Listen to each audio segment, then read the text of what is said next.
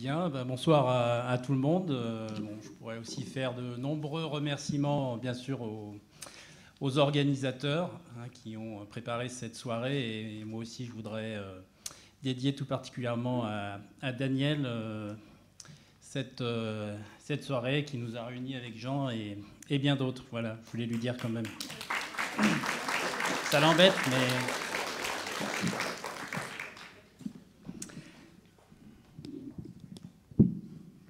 Alors, je vais essayer de revenir à la fois sur l'histoire et un certain nombre de débats entre historiens, dont vous avez eu quelques aperçus peut-être dans l'embryon de film d'Igor. Alors, affirmer que la Première Guerre mondiale a été la matrice du XXe siècle est devenu un lieu commun. En témoigne également la fièvre commémorative et éditoriale qui s'est emparée de certains pays, à commencer par la France et le Royaume-Uni, à la faveur du centenaire de son déclenchement. Étrangement, c'est sans doute en Russie, où la guerre fut alors le révélateur des contradictions parcourant la société et le véritable moteur des transformations révolutionnaires de l'année 1917, ouvrant par là même toute une période historique, qu'elle paraît la moins présente. Par un retournement singulier de l'histoire, il y est même devenu délicat d'aborder la question des mutineries dans l'armée et la révolte des soldats contre leur hiérarchie. Preuve sans doute que l'historien et son travail sur le passé ne sont jamais hors du présent et de ses contraintes. Faut-il rappeler qu'en France, le film de Stanley Kubrick, Les Sentiers de la Gloire, réalisé en pleine guerre d'Algérie, fut de fait interdit dans les salles de cinéma et à la télévision de 1957 jusqu'à 1975 parce qu'il évoquait le sort des soldats fusillés, pour l'exemple, par l'armée française. Mais malgré le renouveau considérable de l'historiographie de la Grande Guerre en France depuis un quart de siècle, certains sujets restent encore délaissés. C'est le cas de l'histoire du corps expéditionnaire russe en France, qui est à la croisée de l'histoire des relations diplomatico-militaires franco-russes, des mutineries et de la Révolution de 1917. Une histoire qui mérite pourtant d'être explorée et mise en lumière. Or, si selon la formule d'un historien, il nous faut rechercher non pas ce qui est singulier dans ce qui est général, mais ce qui est général dans ce qui est singulier, l'histoire du corps expéditionnaire russe peut nous aider à l'interprétation de plusieurs questions essentielles posées par la Première Guerre mondiale. La décomposition de cette formation d'une vingtaine de milliers d'hommes seulement, à partir du printemps 1917, coïncide en effet avec les mouvements de révolte au sein des unités françaises au lendemain de l'échec de l'offensive du 16 avril 1917. Mais n'est-elle pas également, voire davantage, l'un des contre-coups, dans un contexte particulier, de l'effondrement de l'armée et du pouvoir tsariste en Russie au cours de cette même année 1917 ? Dans le récit qu'il a fait en 1930 dans son Histoire de la Révolution russe, de la mutinerie de la Courtine, à partir des témoignages recueillis en URSS et des documents d'archives déjà publiés, Léon Trotsky avait émis l'hypothèse que l'évolution des 2 brigades envoyées en France en 1916 reproduisait, comme en laboratoire, tous les processus à travers lesquels l'armée tsariste s'était désagrégée et la Révolution l'avait emportée en octobre 1917. Je le cite ici. Les soldats russes avaient apporté une terrible contagion à travers les mers, dans leurs musettes de toile, dans les plis de leurs capotes et dans le secret de leurs âmes. Par là est remarquable ce dramatique épisode de la Courtine, qui représente en quelque sorte une expérience idéale, consciemment réalisée, presque sous la cloche d'une machine pneumatique, pour l'étude des processus intérieurs préparés dans l'armée russe par tout le passé du pays. Alors, par quel canot cette contagion s'était-elle étendue et avait-elle innervé l'ensemble du corps expéditionnaire russe ? Comment était-on passé, en un peu plus d'une année, d'une troupe d'élite, dont les hommes et les officiers avaient été sélectionnés avec un soin tout particulier, et dont les autorités entendaient faire un véritable symbole de l'alliance franco-russe, à un corps dont la révolte déboucha sur la plus importante mutinerie survenue sur le front occidental durant la guerre. Comment la Révolution avait-elle substitué son propre rythme à celui des combats, ses propres organes aux structures existantes ? Comment, en somme, s'était-elle frayé un chemin jusque dans les tranchées de Champagne, loin de l'agitation politique qui régnait alors en Russie, hors de la portée, pourrait-on penser, de l'influence de la propagande bolchevique. Tentons donc de pousser de nouveau les portes de ce laboratoire à la lumière des travaux et des débats historiographiques. Singulièrement, l'année 2012 a été marquée par l'inauguration en France de 2 monuments de nature bien différente, que vous avez vus là dans le petit film d'Igor, évoquant le sort du corps expéditionnaire. À Paris, dévoilé par les plus hautes autorités de la France et de Russie, un ensemble présentant un cavalier et sa monture près du pont Alexandre III, qui entend rappeler l'alliance militaire franco-russe et, à la Courtine, sur les lieux mêmes de la mutinerie de 10 000 d'entre eux en 1917, une plaque à la mémoire de leur révolte, que vous avez vue, où l'on peut lire, en cyrillique, « Maudite soit la guerre ». Ainsi, à plusieurs centaines de kilomètres, se prolonge près d'un siècle plus tard l'affrontement mémoriel entre le commandement militaire et les soldats et celui entre rouge et blanc. Je voudrais retracer ici brièvement les grandes étapes de ce face-à-face avant d'en pointer les enjeux principaux.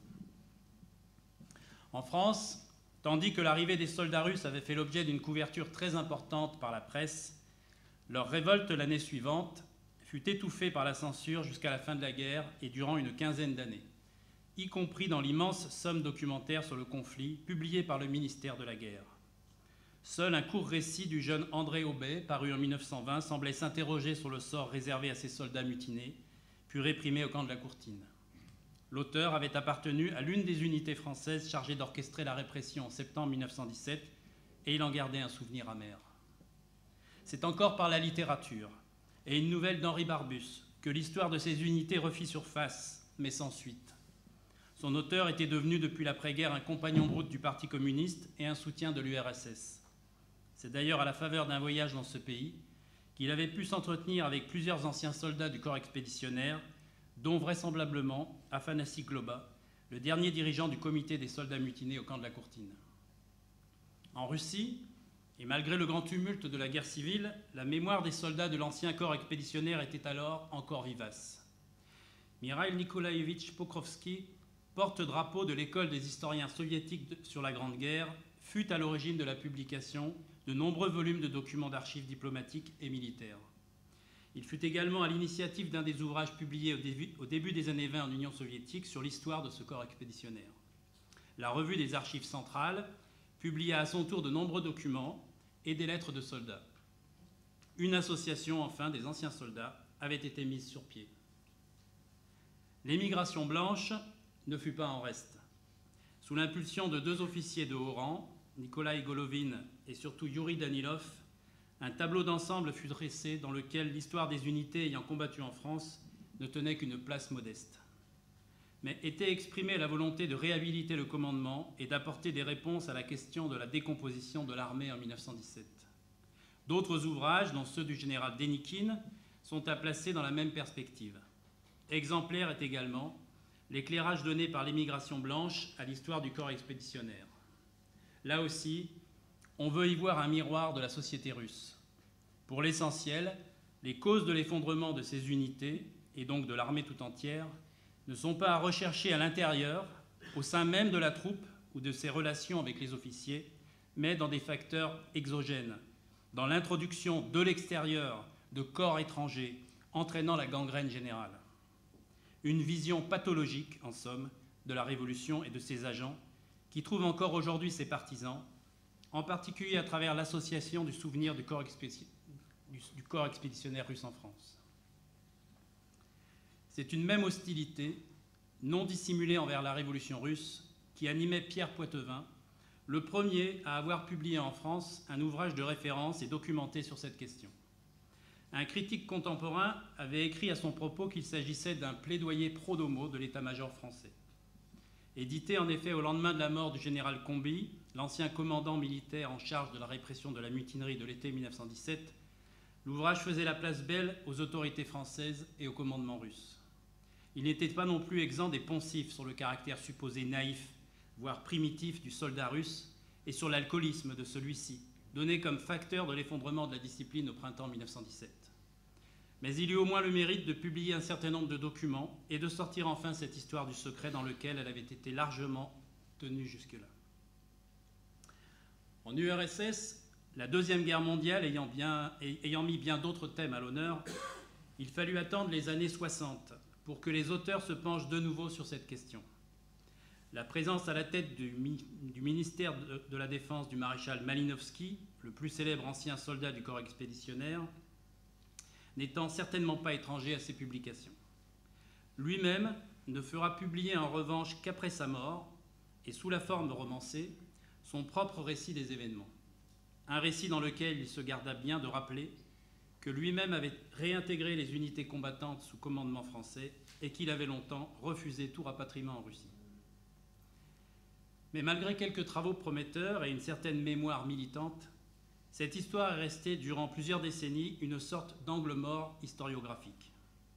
Même les thèses consacrées à l'étude des mutineries de l'année 1917, à commencer par celle de Guy Pedroncini, qui a longtemps donné le ton aux recherches sur ce sujet, ont écarté d'un revers de main l'analyse de ce qui constitua pourtant, par sa durée, le nombre de soldats qu'elle impliqua et sa profondeur, la plus importante mutinerie survenue sur le front occidental. Le renouvellement de l'historiographie de la Grande Guerre depuis un quart de siècle environ a entraîné un nouvel inventaire et surtout une relecture des archives et des sources en réalité très nombreuses sur cette histoire.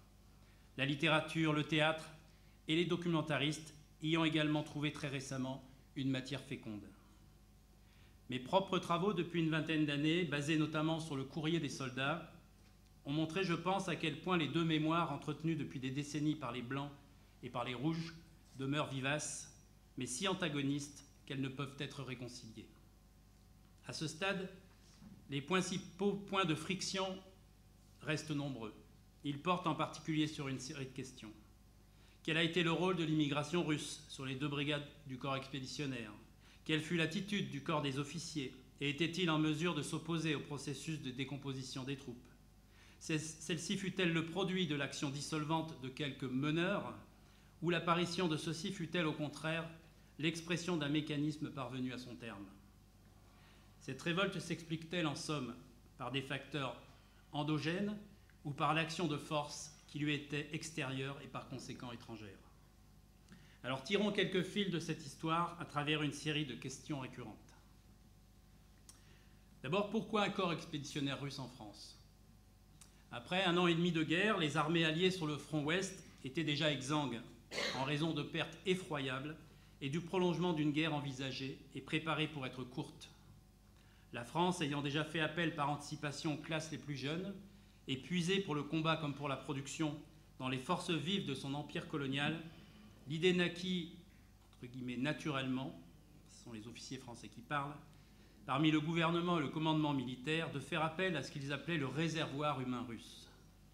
Le projet initial de décembre 1915 était à la hauteur des besoins en hommes, puisqu'il prévoyait que la Russie fournisse à la France 1 200 000 soldats. Mais la décomposition de l'armée russe était déjà si avancée qu'elle était bien incapable de fournir une telle quantité de chair à canon pour le front occidental. Les négociations n'aboutirent donc qu'à l'envoi en France de 2 brigades, soit environ 20 000 hommes, et 2 autres vers Salonique, en échange de matériel militaire. Qui étaient ces soldats russes? Les officiers supérieurs avaient été choisis parmi la caste des généraux et des colonels, issus de la noblesse et serviteurs inconditionnels de l'autocratie. Comme un symbole, fut placé à leur tête le général Fedor Fedorovitch Palitsyn, un des plus hauts responsables de l'armée de 1905 à 1909, et à ce titre, un des chefs de la répression qui avait suivi le premier assaut de la Révolution en Russie. Un corps social pour lequel la vie du soldat ne valait pas cher et dont la discipline de fer traduisait à la fois l'archaïsme de la Russie tsariste et l'oppression féroce pesant sur les classes populaires. L'origine sociale des unités était plus diverse. Le général Pau, qui dirigeait la mission militaire française en Russie, avait obtenu l'assurance qu'une véritable, je cite, troupe d'élite, soigneusement sélectionnée, composée principalement de volontaires et de sujets de choix, serait constituée. Fin de citation. L'immense majorité des soldats étaient d'origine paysanne et avaient déjà l'expérience du front. Mais fait notable, une partie importante de la première brigade était formée d'ouvriers de la région de Moscou. Il n'y avait pas de militants au sens strict de ce terme au sein de ces unités, les autorités russes en ayant écarté les présumées fortes têtes. Mais il y avait nombre de soldats trentenaires, dont une fraction avait vécu les événements révolutionnaires des années 1905 à 1907, et beaucoup plus encore, à avoir suivi, voire participé, à la remontée des luttes ouvrières quelques années avant le déclenchement de la guerre. Pourquoi se sont-ils révoltés au printemps 1917 ? La révolte ouverte des unités russes commença au lendemain de l'échec de l'offensive Nivelle du 16 avril, c'est-à-dire au moment même où l'armée française était touchée par une vague de mécontentement, de colère et de mutinerie, d'une profondeur et d'une étendue sans précédent depuis août 1914.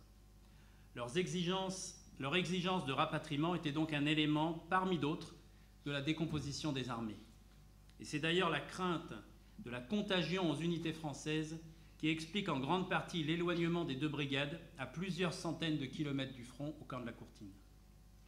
Mais leur révolte avait des racines plus profondes.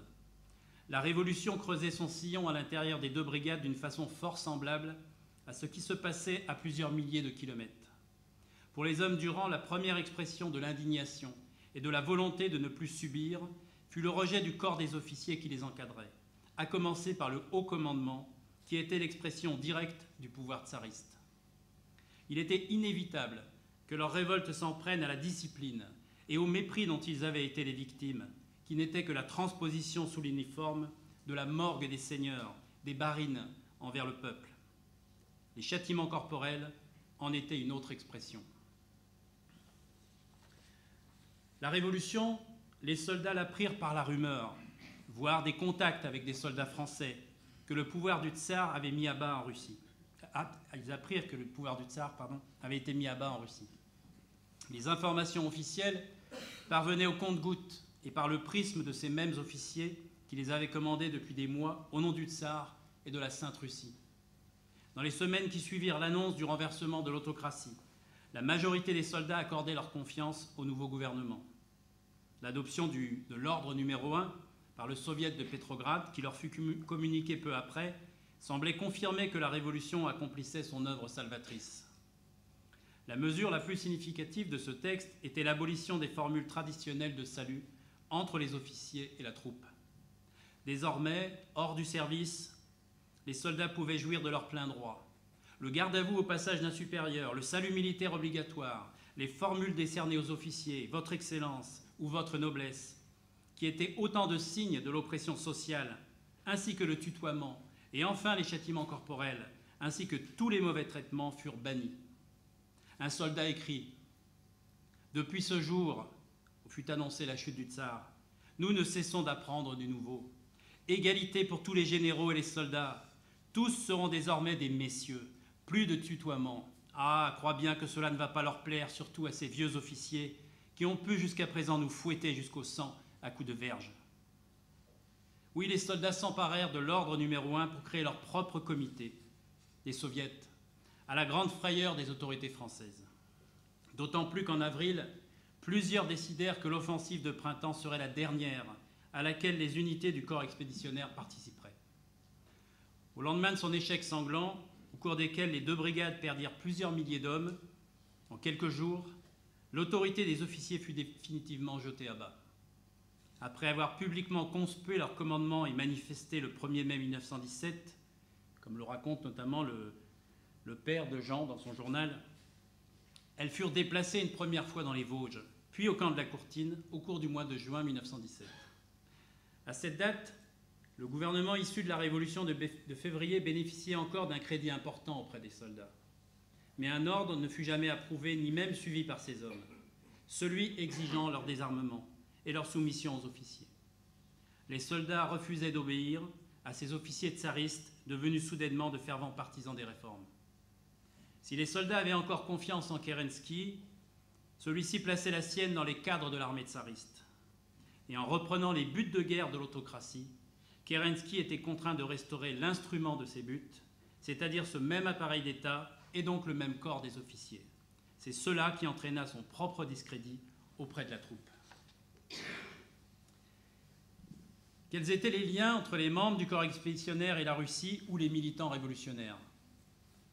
Eh bien, les autorités russes et françaises furent promptes à désigner les représentants de l'émigration russe en France comme les principaux responsables de la décomposition des unités. Plusieurs auteurs reprennent encore aujourd'hui à leur compte cette explication. Le rôle de ces militants ne fut certes pas nul, notamment grâce aux contacts que plusieurs parvinrent à nouer à partir du printemps 1917 dans certains hôpitaux de la région parisienne où étaient soignés les soldats russes. Et il n'est pas anodin que le gouvernement français ait expulsé Trotsky de France, où il y animait le journal Naše Slovo, Notre Parole, au moment même où les soldats du corps expéditionnaire étaient parvenus en France en 1916.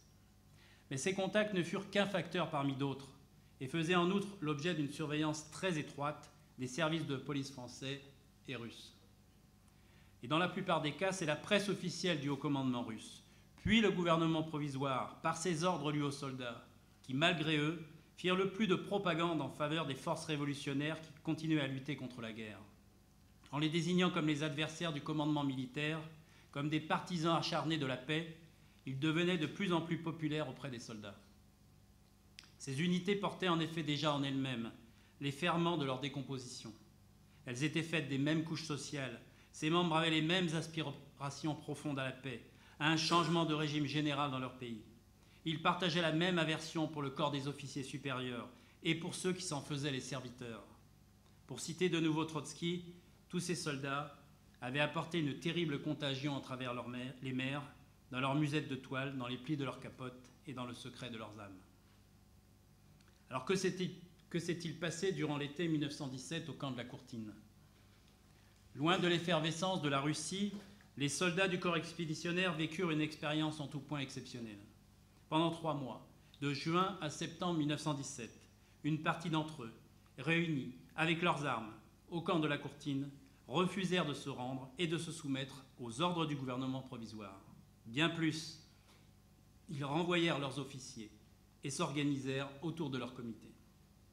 Pendant ces semaines d'isolement, le chef du gouvernement provisoire, Kerensky, envoya ses émissaires. Ceux-ci firent de grands discours avec des belles paroles sur la nouvelle Russie. Mais le retour des soldats dans leur pays et ses conquêtes démocratiques étaient toutes subordonnées au combat jusqu'à la victoire. Les soldats rejetèrent donc ces propositions, aux grandes dames des autorités françaises, qui auraient bien voulu voir ces unités rebelles quitter le territoire. Les soldats organisèrent leur casernement, ils défilèrent aux ordres de simples soldats. Et surtout, ils discutèrent de toutes les questions de l'heure: la guerre, le partage des terres en Russie, le pouvoir des soviets, la trahison du gouvernement provisoire qui les abandonnait. Cette situation unique s'acheva à la mi-septembre, lorsque l'assaut fut donné sur les quelques 10 000 mutins qui s'y trouvaient encore retranchés. Qui étaient les assaillants? Il y avait tout d'abord des artilleurs appartenant à une unité qui se dirigeait alors vers le front d'Orient. Il y avait ensuite une fraction du corps expéditionnaire, restée sous l'influence de son commandement. Cela n'avait pas été sans mal, et il avait fallu séparer le corps expéditionnaire en deux, expédier une des 2 brigades, la plus loyale, près de Bordeaux, pour éviter qu'elle ne sombre à son tour dans la révolte ouverte. Au total, plus de 5 000 Russes encerclaient le camp.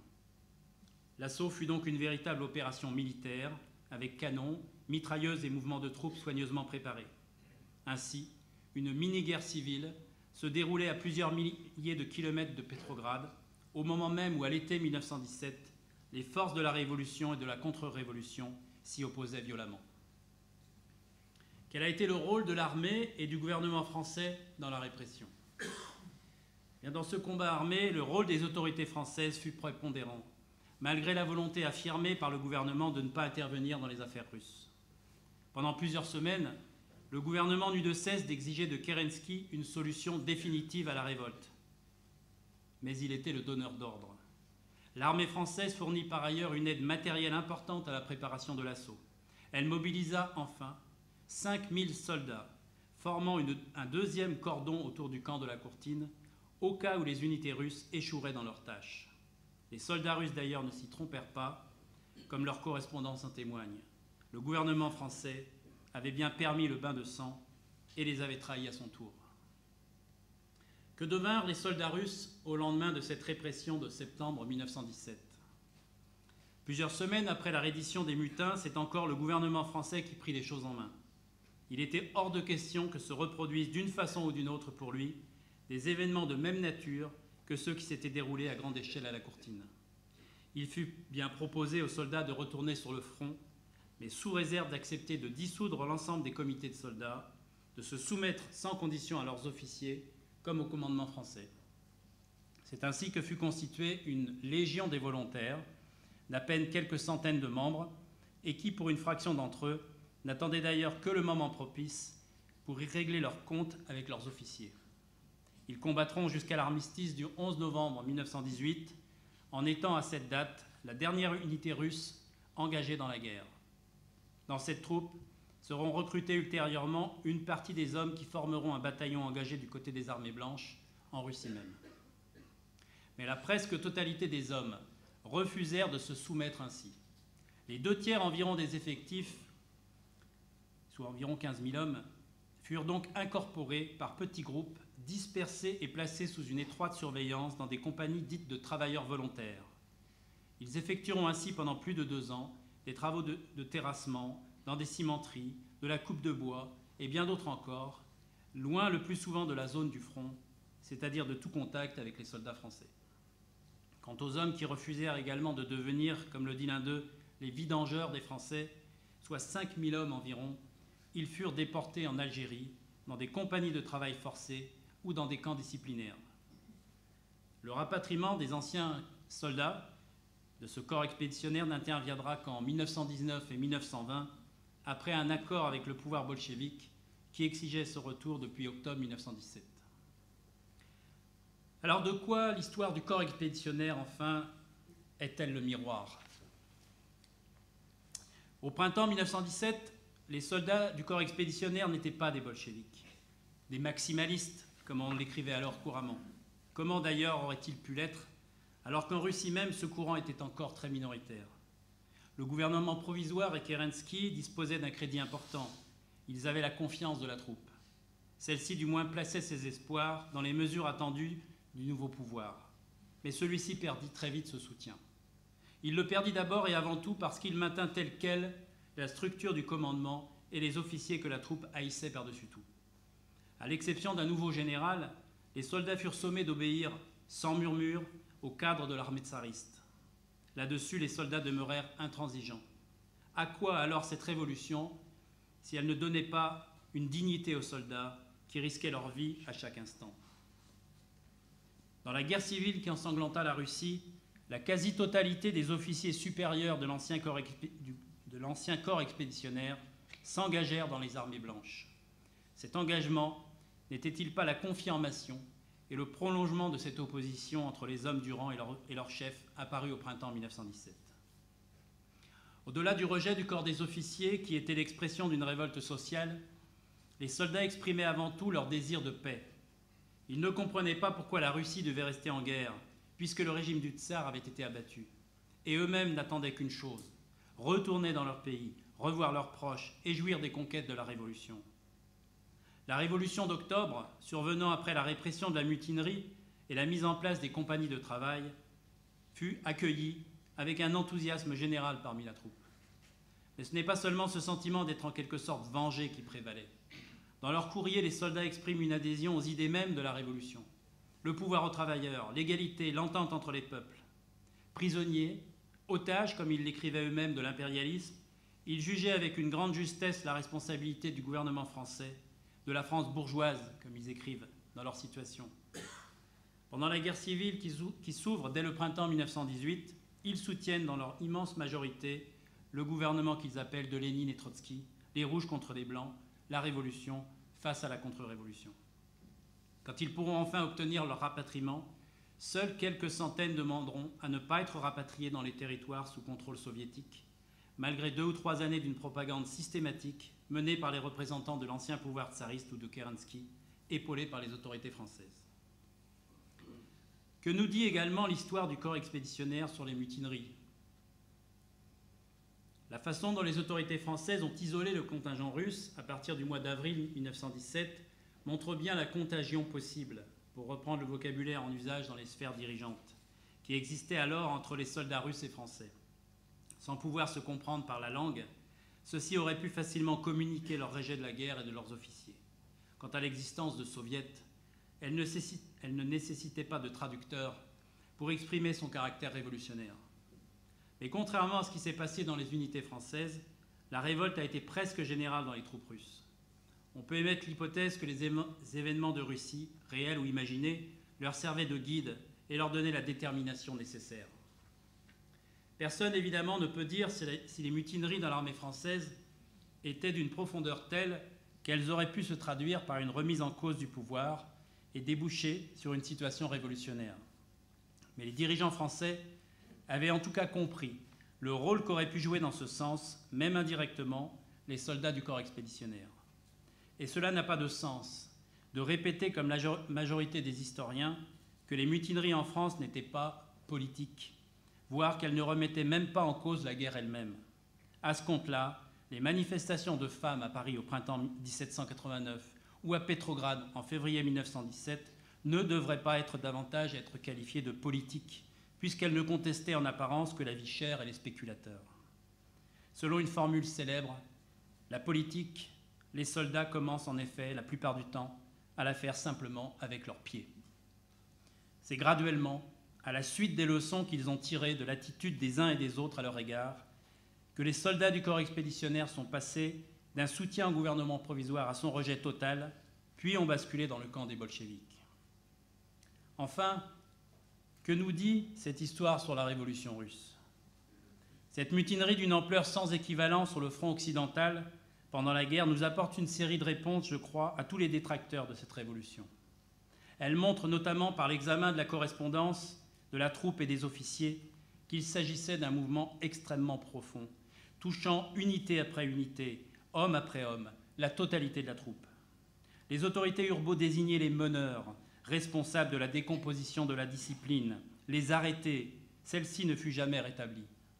Le mécontentement, la révolte, la colère ne firent que grandir, jusqu'au rapatriement. Pour certains, ces sentiments laissèrent la place à l'abattement. La guerre et sa remise en cause jouaient un formidable rôle de révélateur et d'accélérateur des oppositions sociales qui traversaient alors la société russe.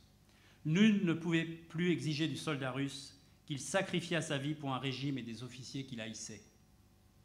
La lecture des lettres des soldats révèle cette fantastique transformation des consciences de la population laborieuse, placée de force sous l'uniforme, mêlant ainsi côte à côte paysans et ouvriers, jeunes et moins jeunes.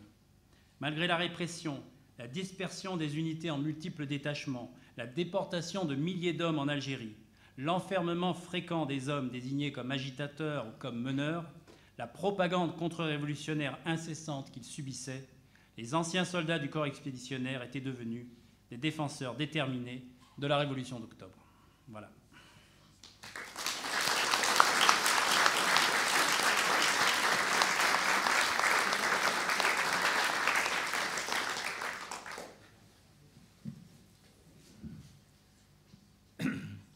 Je vais joindre les remerciements à ceux que Rémi a formulés tout à l'heure. Sans l'organisation qui s'est faite ici, ce que nous allons vivre ce soir n'aurait pas pu exister.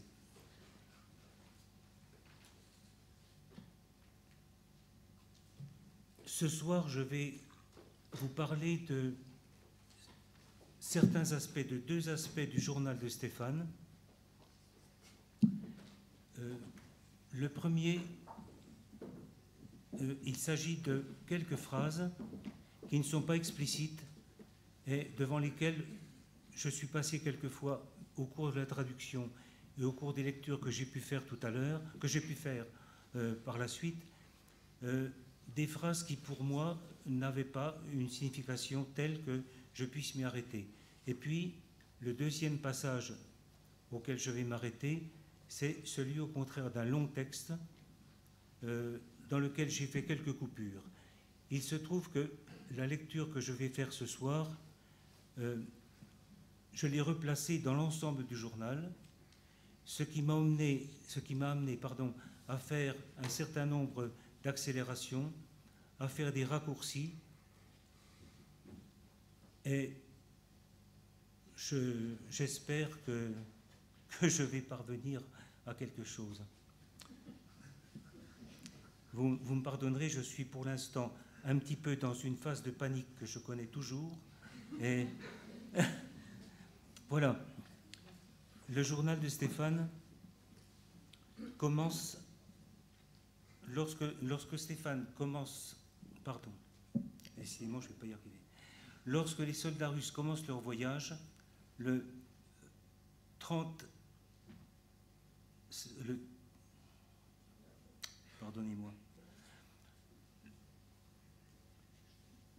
janvier 1916,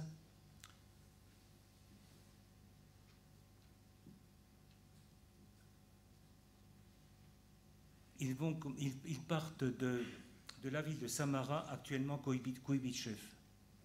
Et avant cela, le journal de Stéphane,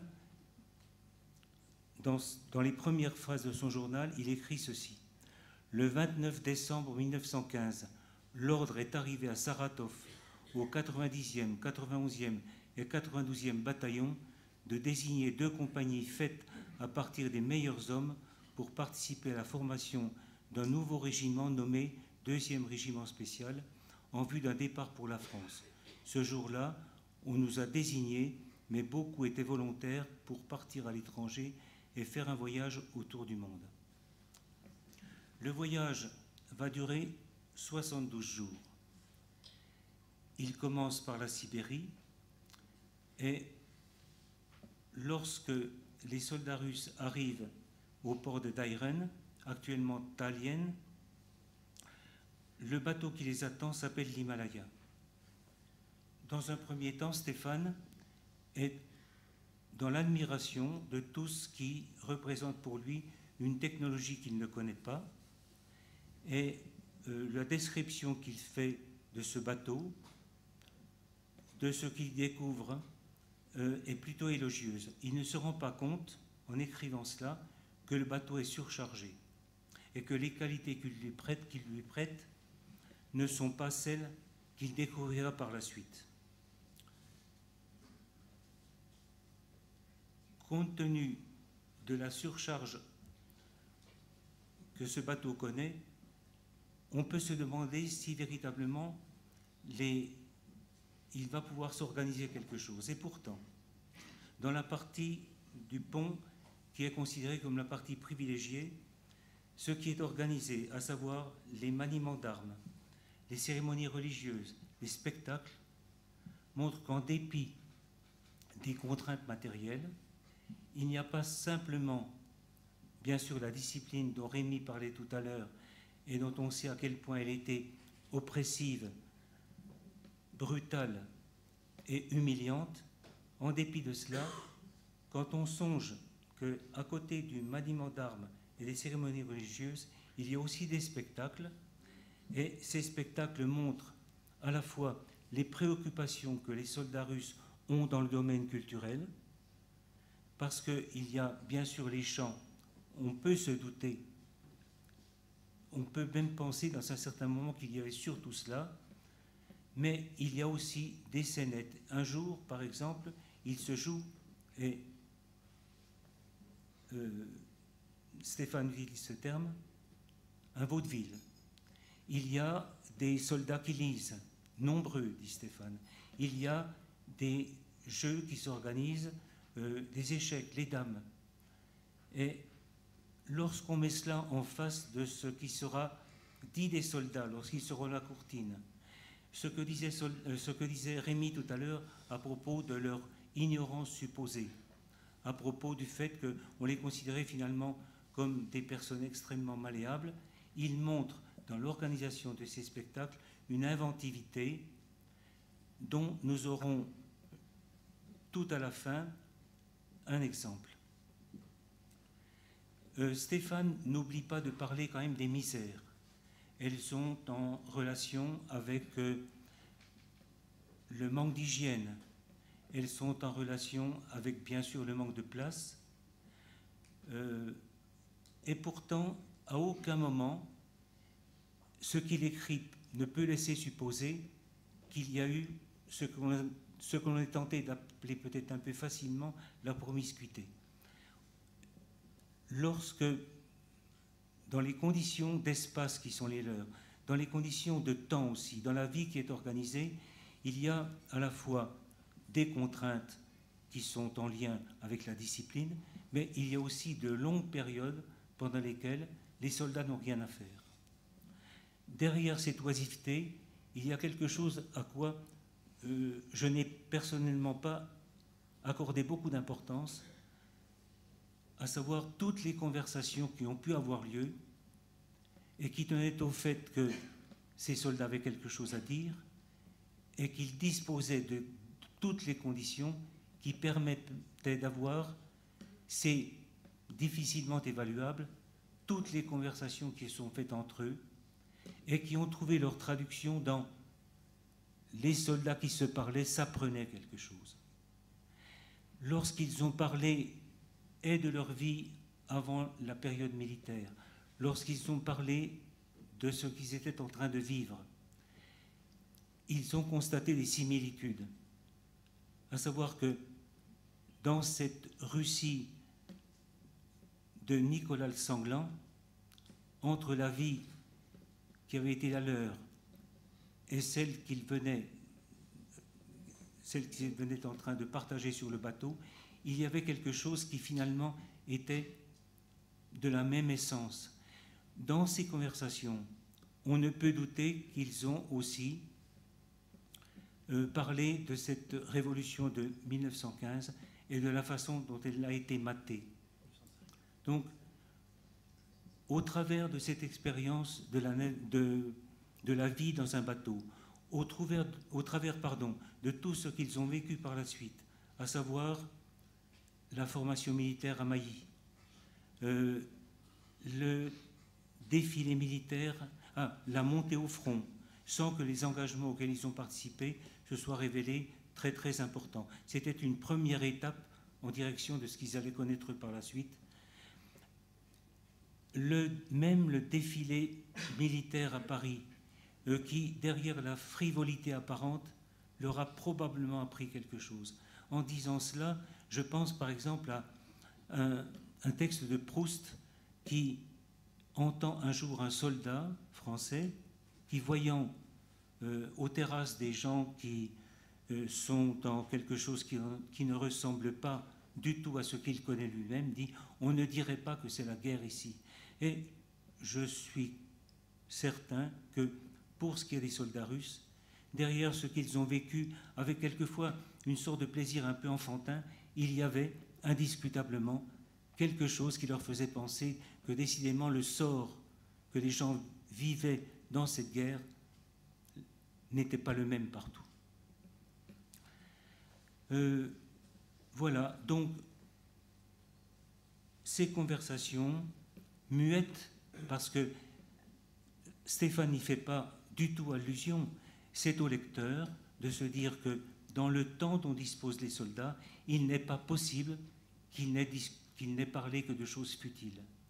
Et petit à petit, ce qu'ils ont acquis à ce moment-là, ce qu'ils ont acquis par la suite, en particulier à partir du moment où ils ont été confrontés à la guerre réelle, dont ils n'avaient pas, semble-t-il, une idée très très claire. Par exemple, lorsque Stéphane parle d'un voyage autour du monde, on peut avoir l'impression que c'est sa seule préoccupation. En réalité, dans un premier temps, peut-être est-ce vrai, il ne sait pas vers quoi il va, et il va vers quelque chose qui le séduit particulièrement. Il a, comme beaucoup d'entre nous, je pense, une envie de connaître le monde, et il s'y projette avec ce qui peut paraître par la suite une façon de considérer les choses un peu naïve. Mais il faut du temps pour tout. Et puis, dans les expériences que les soldats vont vivre, il y aura l'offensive Nivelle, il y aura ce 1er mai, dont nous parlerons tout à l'heure, la Courtine, et cette succession d'expériences est, par rapport à la vie que l'on mène généralement, quelque chose qui montre à quel point leurs qualités d'adaptation ont été remarquables. Et qualité d'adaptation, ça veut dire pas simplement être capable de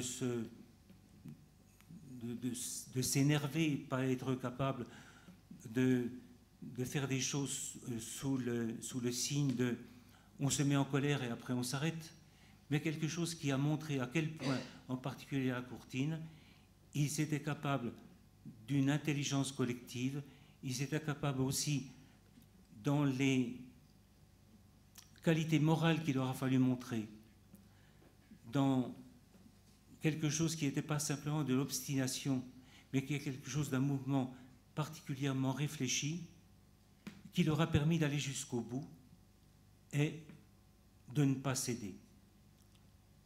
Mais le bateau va vite. Avant de le quitter, nous allons tout simplement avec Stéphane aller jusqu'au bastingage. À un moment donné, parce qu'il regardait beaucoup, il décrivait beaucoup, avec une curiosité qui était difficilement assouvie. Il va jusqu'au bastingage, il regarde, comme il dit, l'étendue immense et éternelle, mais il ajoute, les vagues vont plus loin, elles vont plus vite que ce que je vois. Nous arrivons à Marseille. À Marseille, c'est le moment de vivre cet accueil enthousiasme, mais derrière cet accueil délirant, il y a sans aucun doute une tromperie, à la fois les gens qui regardent les soldats défiler, et une tromperie qui va aussi s'exercer dans le sens de ce qui se passe là va être créateur d'illusions nouvelles. Ces illusions ne dureront peut-être pas, mais en tous les cas, Marseille, c'est la période pendant laquelle on ne comprend pas ce qui va se passer. Il est temps aussi de prendre le train, d'aller jusqu'à Mailly-le-Camp, qui est un bourg et un camp militaire à une 50aine de kilomètres au nord de Troyes. Mailly-le-Camp,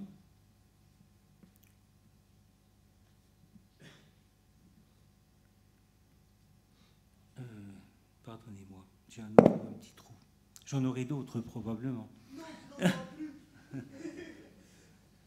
oui, à Mailly-le-Camp, les soldats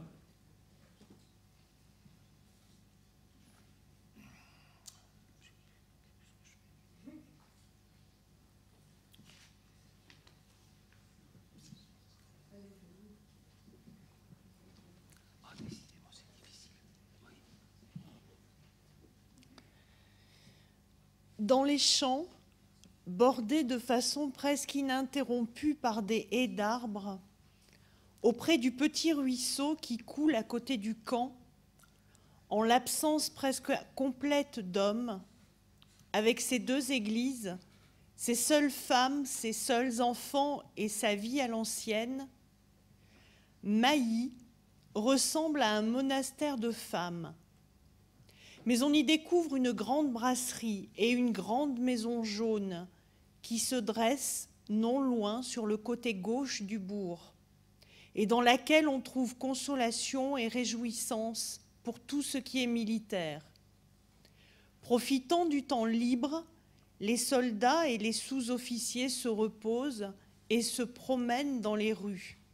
Ainsi, dans les environs de Mailly, ils ont fréquenté en toute liberté les maisons closes dont l'entrée est accessible à chacun.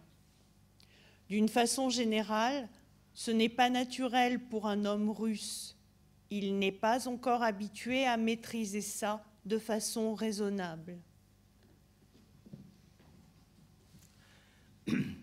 Je suis allé à Mailly et la première maison qui m'a attiré, c'est cette maison jaune. À un certain moment, les maisons pour aliénés, les asiles, étaient peints de cette couleur. Et je vous dirais que je ne sais pas trop pourquoi, je me suis imaginé, et j'ai écrit une note de bas de page à ce sujet-là, je me suis imaginé qu'il y avait de la part de Stéphane une allusion à ces maisons-là, une allusion même que je trouvais très claire, en sachant quand même, d'une part, qu'il était capable de la faire, il avait l'esprit assez subtil pour ça, et qu'il y avait quand même de ma part un peu d'obstination. En tout cas, ce qui est sûr, c'est que j'accordais un certain crédit à l'idée que, à partir du moment où Stéphane avait écrit « Il n'est pas encore habitué à maîtriser ça de façon raisonnable », l'hypothèse que cette maison-là était une maison des fous n'était pas irrecevable. Donc j'étais devant cette grande maison-là, l'un des 50 bistrots qui existaient à l'époque à Mailly. Des dames qui habitaient pas très loin m'avaient dit que c'était effectivement un café et rien d'autre. Il n'empêche. Il se trouve que dans cette rue qui était muette et aveugle, elle n'était plus habitée. Derrière les persiennes, il n'y avait plus de regard.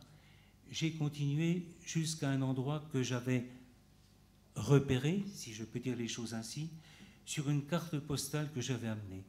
Sur cette carte postale, il y a 4 personnes, 2 femmes et 2 hommes, devant un petit magasin.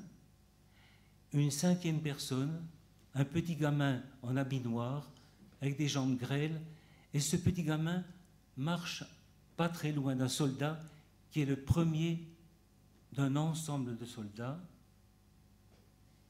Et ces soldats, c'est la fanfare, ce sont les soldats de la 1e brigade qui partent vers le front.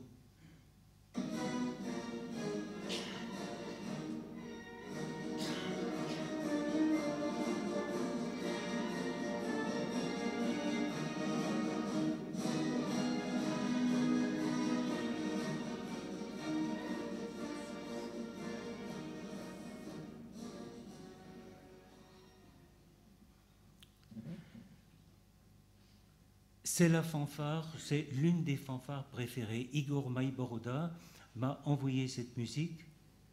Je ne savais pas qu'elle serait utile. Et il se trouve qu'elle était, oui, sans doute l'une des marches les plus jouées. En tous les cas, c'est un mot qu'il a ajouté à son petit courrier. Et il se trouve que les soldats non seulement jouent cette musique, mais il y en a qui chantent. Et parmi les chants, il y en a un qui concerne la belle Maroussia. Il y en a un autre qui m'étonne beaucoup. Je vais vous en donner le texte. Il écrit le tsar de Germanie, il écrit au tsar de Russie, je vais dévaster l'Europe entière, je vais moi-même vivre en Russie. En dépit des dévastations de cette guerre, et on sait à quel point elles ont été importantes, il me semble qu'il y a un côté prémonitoire dans cette chanson, et que les dévastations de la Deuxième Guerre mondiale, cette chanson est plus annonciatrice de ce qui s'est passé dans cette Deuxième Guerre. Mais enfin, il se trouve que les soldats chantent, chacun d'eux a au moins 32 kilos sur le dos, leurs pieds ne sont pas encore ensanglantés. Où vont-ils? Alors là, on va faire un de ces raccourcis dont je parlais tout à l'heure.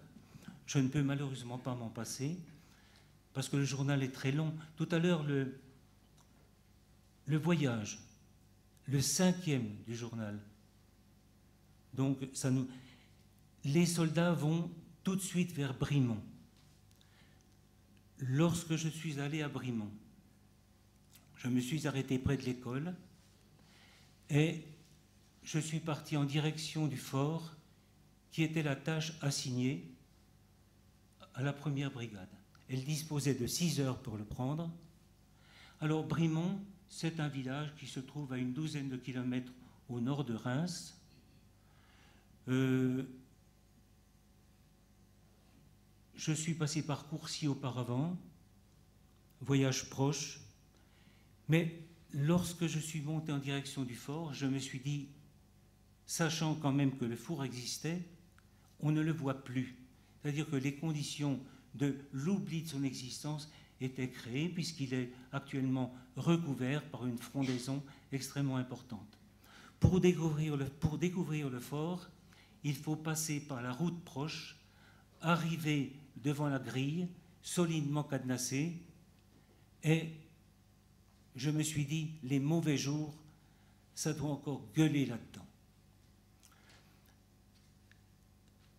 Lorsque l'attaque a été programmée, le général Lorfitsky, dont on sait à quel point il est attentif au bien-être de ces hommes, avait rencontré les médecins pour leur dire que finalement les malades pouvaient très très bien faire l'assaut eux aussi, que leur maladie, il fallait les convaincre que leur maladie n'était pas si grave que ça, comme il fallait convaincre les blessés que des blessures qui n'étaient pas tout à fait refermées n'autorisaient tout de même pas à rester à l'arrière.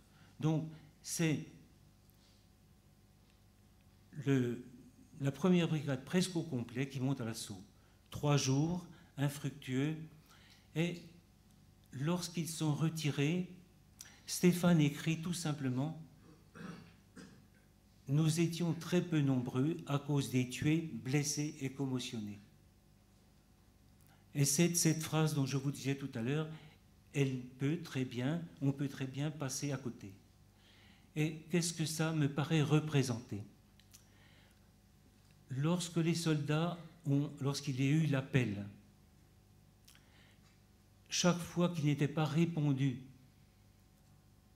à un nom, je pense que beaucoup de diminutifs ont été murmurés, parce que les conversations sur le bateau dont je parlais tout à l'heure, elles ont permis effectivement d'échanger des idées, mais elles ont permis aussi de faire des camaraderies et des amitiés profondes, solides.